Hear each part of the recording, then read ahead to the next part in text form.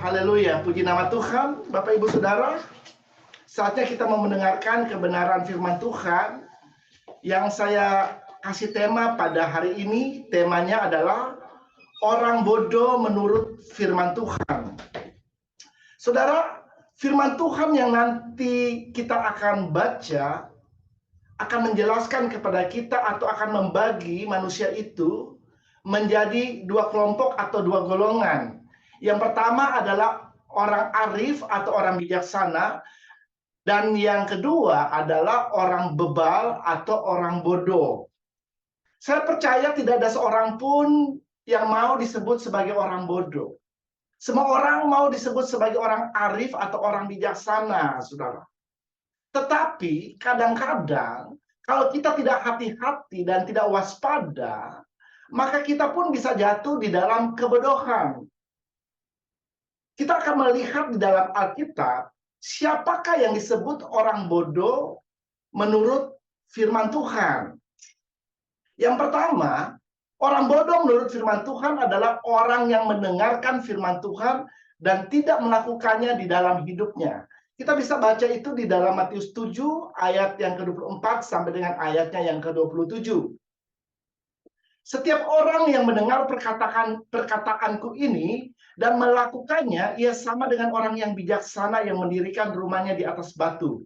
Kemudian turunlah hujan dan datanglah banjir, lalu angin melanda rumah itu, tetapi rumah itu tidak rubuh sebab didirikan di atas batu.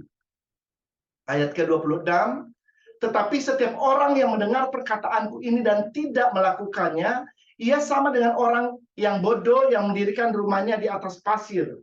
Kemudian turunlah hujan dan datanglah banjir. Lalu angin melanda rumah itu sehingga rubuhlah rumah itu dan hebatlah kerusakannya.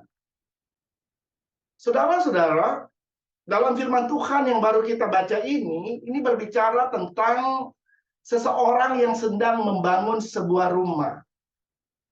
Kehidupan kita di dunia ini diumpamakan atau diibaratkan seperti seorang yang sedang membangun sebuah rumah, saudara. Dan dalam membangun sebuah rumah itu sangat penting sekali untuk mempunyai suatu dasar yang kuat. Ya, jadi rumah itu sangat penting. Ya, fondasinya sangat penting, saudara. Jadi kekuatan dari sebuah rumah bukan bergantung kepada besar kecilnya dari rumah itu, atau megah atau tidaknya rumah itu, tetapi tergantung dari fondasi atau dasar dari rumah tersebut, saudara.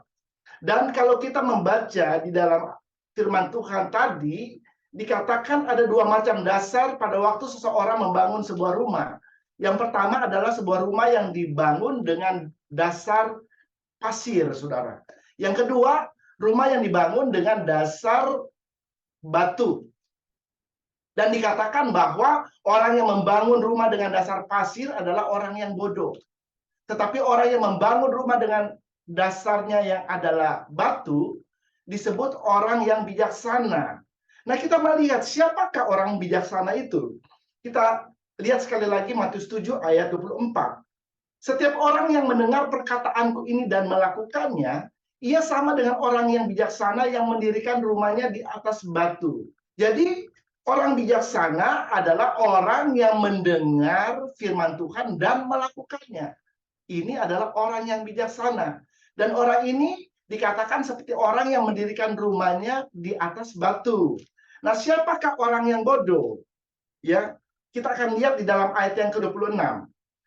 Tetapi setiap orang yang mendengar perkataanku ini dan tidak melakukannya, ia sama dengan orang yang bodoh yang mendirikan rumahnya di atas pasir. Jadi, orang yang bodoh adalah orang yang mendirikan rumahnya di atas pasir. Itu adalah orang yang mendengar firman, tetapi tidak melakukannya, saudara. Saudara-saudara, kalau berbicara orang membangun sebuah rumah di atas pasir, pasir ini sesuatu yang bisa berubah-ubah, saudara. Ya, jadi seseorang yang membangun rumah di atas pasir, pasti rumah itu tidak kuat dan gampang rubuh, saudara. Pada waktu ada banjir, pada waktu ada hujan, pada waktu ada angin datang menerpa rumah itu, pasti rumah itu akan gampang rubuh dan hancur, saudara. Dan dikatakan dalam firman Tuhan yang baru kita baca, hebat kerusakannya. Ya, jadi Saudara, Tuhan menghendaki supaya kita tidak menjadi orang bodoh yang membangun rumah di atas pasir, atau orang yang mendengarkan firman Tuhan tetapi tidak melakukannya. Tetapi Tuhan mau supaya kita menjadi orang yang bijaksana, saudara. Ya, yang mendengar firman Tuhan dan melakukan firman Tuhan itu di dalam kehidupan kita.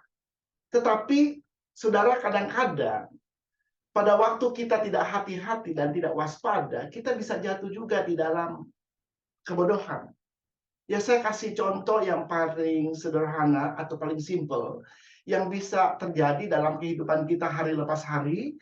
Misalnya, ketika kita mendengarkan firman Tuhan yang berkata, jangan kamu khawatir, jangan kamu takut. Itu artinya Tuhan melarang kita untuk takut dan khawatir. Segala jenis kekhawatiran dan ketakutan tidak boleh masuk dalam kehidupan kita sebagai orang yang percaya. Karena kita harus percaya bahwa ada Tuhan yang menyertai, yang tidak pernah membiarkan kita. Nah, pada waktu kita mendengarkan firman seperti ini, kadang-kadang di sini kita bisa memilih, saudara. Apakah kita mau menjadi takut atau tidak? Apakah kita menjadi khawatir atau tidak, saudara? Kita harus memilih. Nah, di sini pilihan ada di kita, saudara. Apakah kita mau menjadi orang yang bodoh atau kita mau menjadi orang yang bijaksana?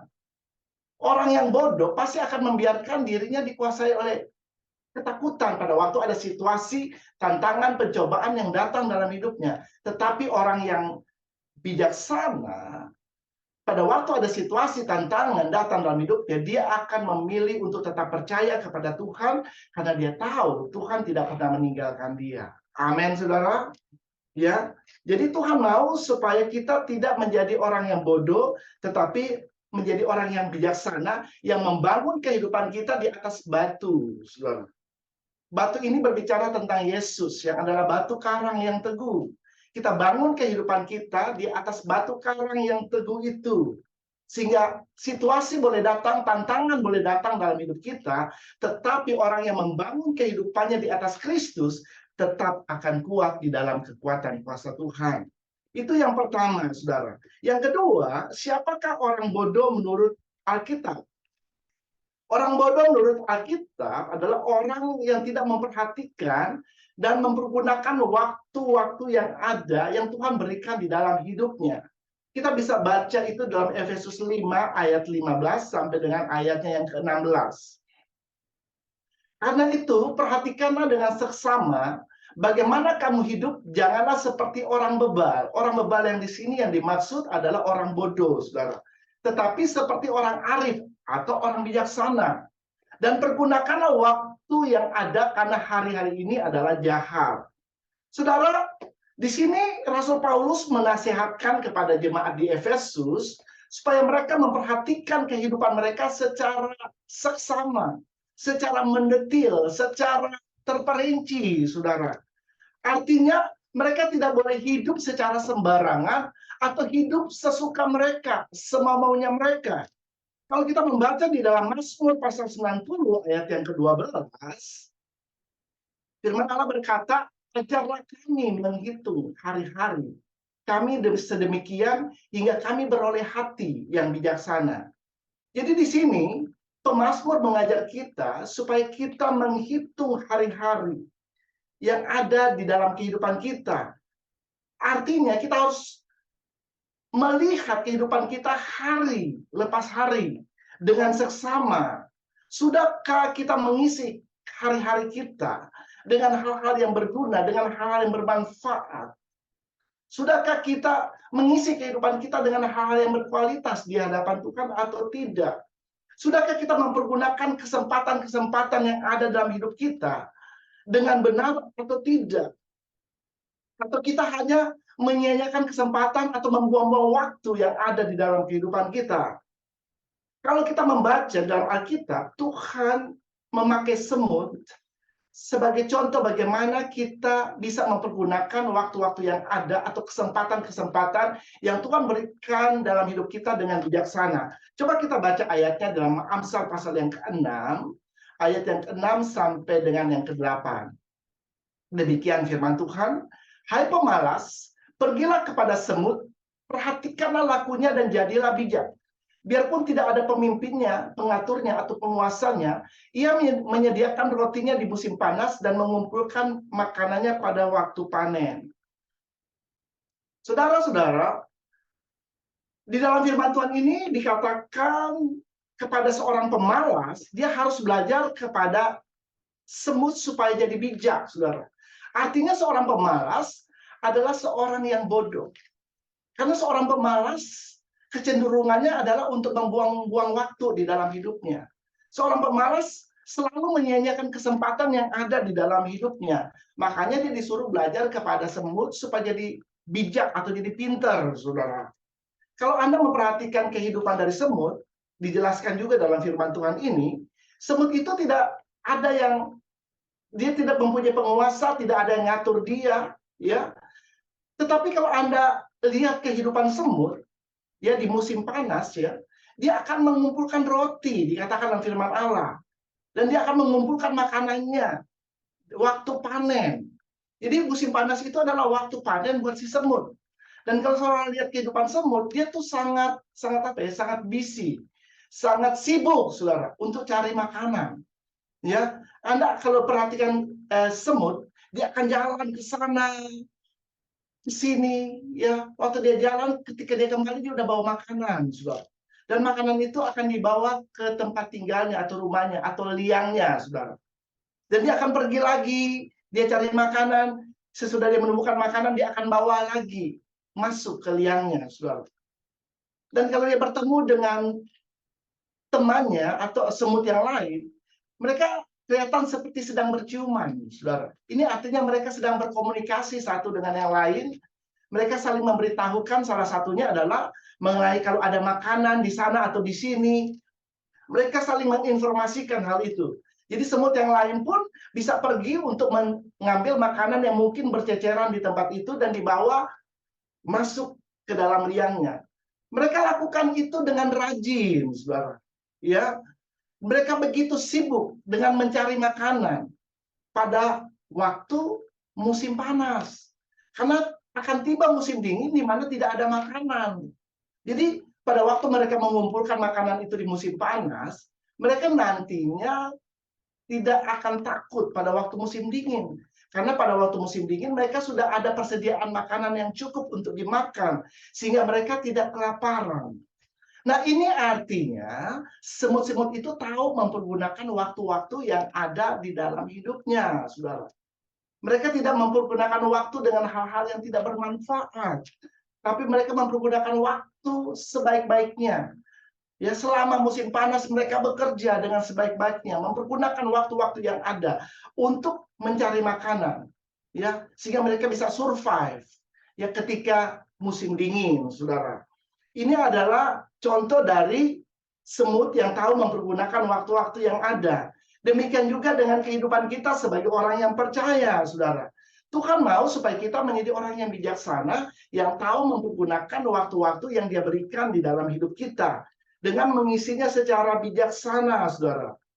Orang bodoh itu selalu menyia-nyiakan kesempatan yang ada di dalam hidupnya. Orang bodoh selalu menyia-nyiakan waktu yang ada di dalam hidupnya. Tetapi orang yang bijaksana adalah orang yang tahu mempergunakan waktu-waktu dan kesempatan yang ada di dalam hidupnya. Saudara-saudara, kalau berbicara waktu, di dalam bahasa aslinya, bahasa Yunani, dipakai kata, ada dua kata yang dipakai, ya. Yang pertama adalah kairos, yang kedua adalah kronos. Apa itu kronos, saudara? Kronos adalah waktu yang ada yang akan kembali terulang. Ya, misalnya, contohnya kita pada hari ini kita beribadah di hari Minggu. Ya, minggu depan akan ada lagi hari Minggu di mana kita kembali beribadah. Nah, itu kronos, saudara. Waktu itu terulang kembali. Ya, misalnya bulan Desember, sebentar lagi kita akan memperingati hari Natal. Nah, tahun depan, tahun 2023, akan ada lagi bulan Desember, dan kembali kita akan sama-sama memperingati hari Natal. Nah, itu kronos, ya, waktu yang ada yang bisa terulang kembali. Tetapi kalau kairos, itu adalah waktu yang ada yang tidak akan terulang kembali. Jadi kesempatan itu ada hanya satu kali. Kalau itu sudah lewat, tidak akan ada kesempatan yang kedua, saudara. Nah, kalau kita membaca di dalam Efesus 5 ayat 16 tadi, dikatakan pergunakanlah waktu yang ada. Ya, mempergunakan waktu yang ada, waktu di sini yang dipakai adalah kairos. Waktu yang tidak akan terulang lagi, saudara. Kehidupan kita di dunia ini adalah kairos. Ya, manusia itu dikatakan oleh firman Allah hanya hidup satu kali saja. Jadi selama kehidupan kita yang hanya satu kali ini, kita harus mengisi kehidupan kita dengan hal-hal yang berguna, hal-hal yang bermanfaat. Kita harus mempergunakan waktu-waktu selama kita hidup dengan bertanggung jawab, saudara. Karena cuma satu kali. Ya, di kekristenan tidak mengenal ada reinkarnasi. Ya, di mana kita bisa, oh nanti kalau udah mati, hidup lagi dalam kehidupan yang lain. Kalau kita melakukan kesalahan di kehidupan sebelumnya, kita bisa memperbaiki kepada kehidupan yang akan datang. Tidak ada seperti itu. Ya, kita hanya percaya bahwa kita hidup di dunia ini hanya satu kali, saudara. Amin. Oleh karena itu, pada waktu kita hidup, kita harus mempergunakan waktu-waktu yang ada. Kita harus mengisi kehidupan kita dengan hal-hal yang berkualitas, hal-hal yang bermanfaat, hal-hal yang berguna, saudara. Hal-hal yang bernilai kekekalan. Nah, apa itu? Mengisi kehidupan dengan hal-hal yang bernilai kekekalan. Mengisi kehidupan dengan hal-hal yang bernilai kekekalan. Itu artinya kita mengisi kehidupan kita sesuai dengan firman Allah. Kita harus hidup sesuai dengan firman Allah. Karena firman Allah itu kekal. Firman itu akan tinggal selama-lamanya. Dunia dan segala isinya suatu saat akan lenyap. Suatu saat akan berlalu. Hanya firman Tuhan yang akan tinggal tetap. Karena firman Tuhan itu adalah Allah sendiri. Jadi orang yang hidup sesuai dengan firman Allah adalah orang yang hidup di dalam Tuhan, saudara. Dia tahu kenapa dia ada di dunia ini. Dia ada di dunia ini untuk menggenapi rencana Allah di dalam hidupnya. Dia ada di dunia ini untuk menjadi saksi Tuhan. Dia ada di dunia ini untuk memuliakan Tuhan. Amin, saudara. Ya, jadi selama kita ada di dunia ini, pergunakanlah waktu-waktu yang ada dengan bijaksana, saudara. Nah, yang ketiga, siapa orang bodoh menurut firman Tuhan? Yang ketiga, kita bisa lihat di dalam Efesus pasal 5 ayat yang ke-17. Sebab itu, janganlah kamu bodoh, tetapi usahakanlah supaya kamu mengerti kehendak Tuhan. Saudara, dengan jelas dikatakan di sini Tuhan memerintahkan kepada kita supaya kita mengerti kehendak Tuhan. Ya, berarti orang yang tidak mengerti kehendak Tuhan itu adalah orang yang bodoh. Karena firman Allah berkata itu, sebab itu janganlah kamu bodoh. Usahakanlah supaya engkau mengerti kehendak Allah atau kehendak Tuhan. Penting sekali sebagai orang percaya kita mengerti kehendak Allah. Karena pada waktu kita hidup di dunia ini, ada 3 kehendak yang bisa kita lakukan. Pertama adalah kehendak Allah, kedua adalah kehendak dari dunia ini atau kehendak iblis, dan yang ketiga adalah kehendak kita sendiri. Dan sebagai orang percaya, kita tidak hidup dengan kehendak diri kita sendiri, apalagi kita hidup melakukan apa yang dikehendaknya iblis, tetapi kita harus hidup melakukan kehendak Allah. Karena dengan melakukan kehendak Allah, maka kita akan bisa masuk dalam rencana Allah, saudara.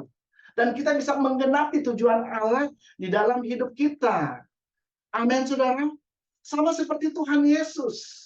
Tuhan Yesus pada waktu dia ada di dunia, dia mengambil rupa sebagai seorang manusia. Walaupun dia adalah manusia 100%, tetapi dia selalu berjalan melakukan kehendak Bapa di surga. Dia tidak pernah melakukan segala sesuatu dengan kehendak diri dia sendiri. Pada waktu dia berkhotbah, dia mengajar, dia menyembuhkan orang sakit, dia melepaskan orang-orang yang terikat dari roh-roh jahat. Semua itu dia lakukan sesuai dengan kehendak Allah.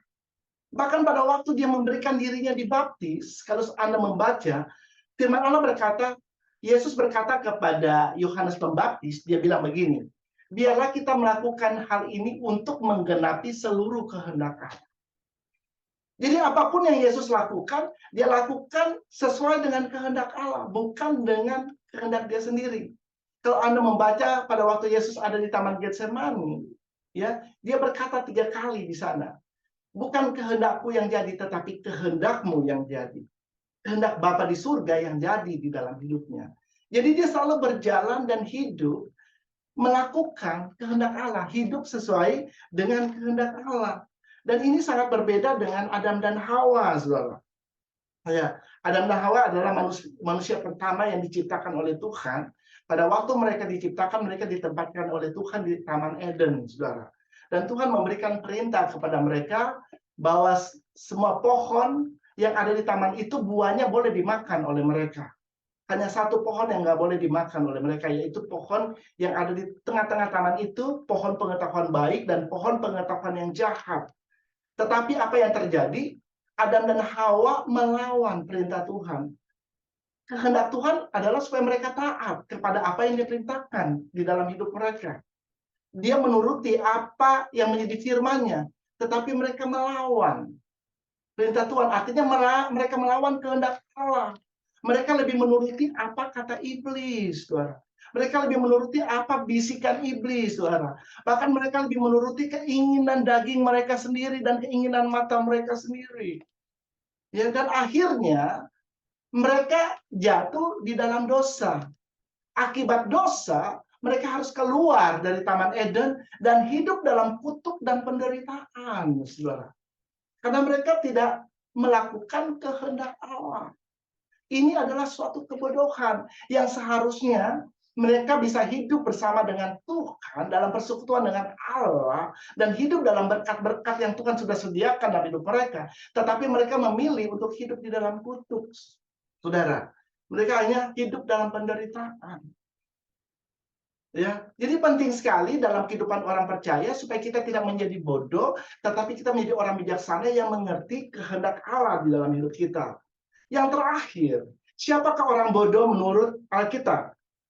Kita bisa lihat di dalam Amsal 14 ayat yang ke-17 dan ayat yang ke-29. Saya akan bacakan. Siapa lekas naik darah berlaku bodoh, tetapi orang yang bijaksana bersabar. Orang yang sabar besar pengertiannya, tetapi siapa cepat marah membesarkan kebodohan.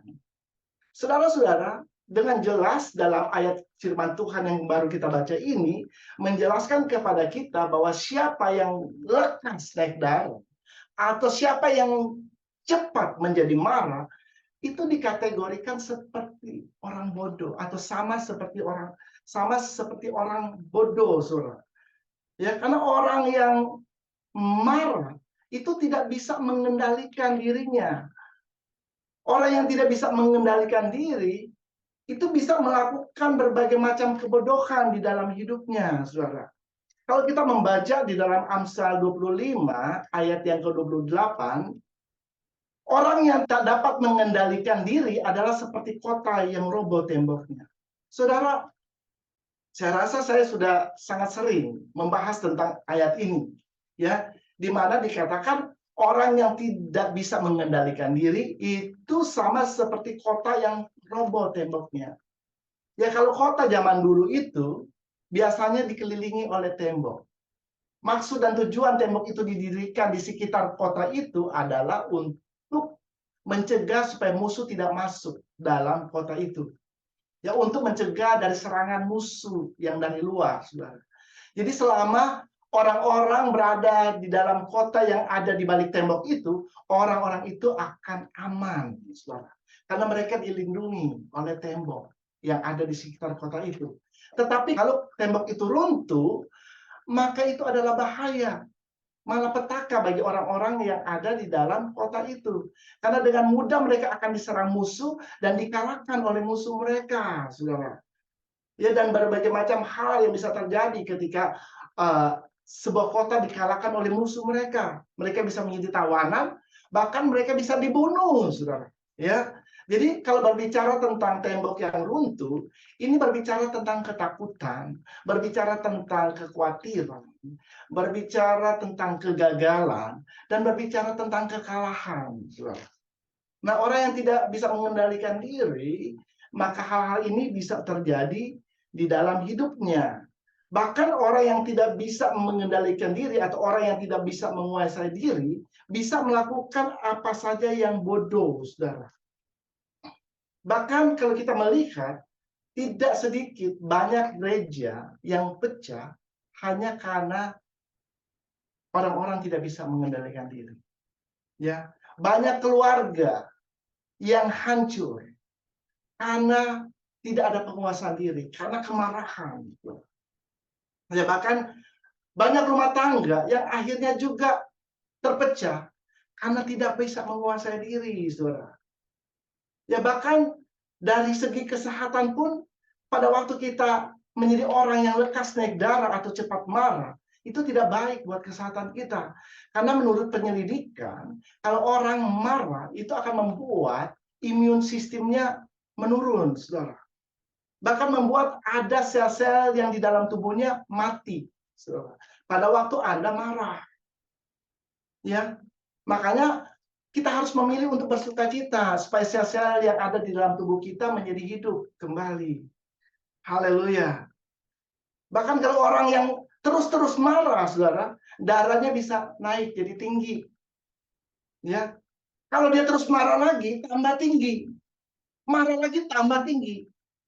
Kalau udah terlalu tinggi, pembuluh darahnya bisa pecah, saudara. Nah, kalau pembuluh darahnya udah pecah, itu bisa mengakibatkan kelumpuhan atau bahkan kematian, saudara. Ya, makanya kita suka dengar, oh ada orang yang tiba-tiba stroke karena dia marah. Ya, nah ini adalah kebodohan. Amin. Ini adalah kebodohan, saudara.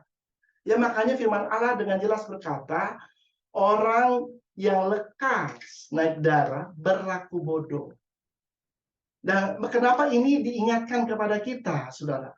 Supaya kita sebagai orang percaya tidaklah menjadi orang-orang yang bodoh.